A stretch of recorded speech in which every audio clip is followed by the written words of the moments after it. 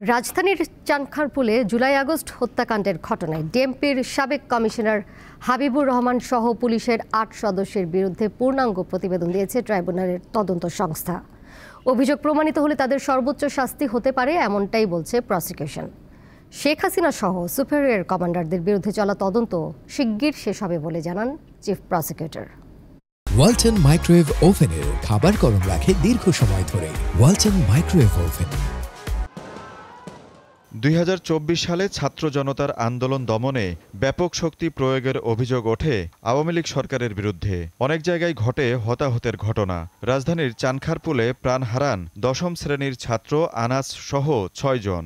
Chief prosecutor নিয়োগ দেওয়া হয় এবং এ ঘটনায় তদন্ত শেষ করেছে আন্তর্জাতিক অপরাধ ট্রাইব্যুনালের তদন্ত সংস্থা। সোমবার প্রসিকিউশন জানিয়েছে, ডিএমপির সাবেক কমিশনার হাবিবুর রহমান, ডিএমপির সাবেক যুগ্ম কমিশনার সুদীপ কুমার চক্রবর্তী, সাবেক এডিসি শাহ আলম, সাবেক এসি মোহাম্মদ ইমরুল, সাবেক ইন্সপেক্টর আরশাদ হোসেন এবং কনস্টেবল সুজন, ইমন ও নাসিরের বিরুদ্ধে অভিযোগের প্রমাণ মিলেছে।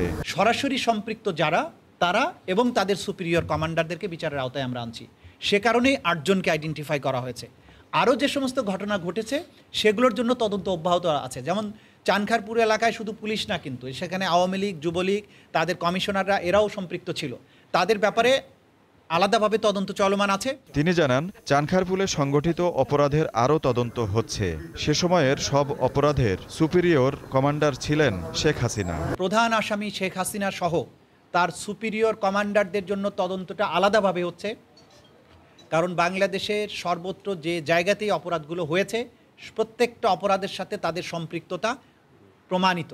সে কারণে তাদেরকে কমান্ড এবং সুপিরিয়র রেসপন্সিবিলিটির দায়ে আলাদাভাবে তদন্ত রিপোর্ট দাখিলের প্রক্রিয়া চলমান আছে, যেটা খুব সহসা আমরা আপনাদের সামনে প্লেস করব। ইন্সপেক্টর আরশাদ, কনস্টেবল সুজন, ইমন ও নাসির কারাগারে আছেন। ডিএমপির সাবেক কমিশনার হাবিব সহ অন্য ৪ আসামি পলাতক।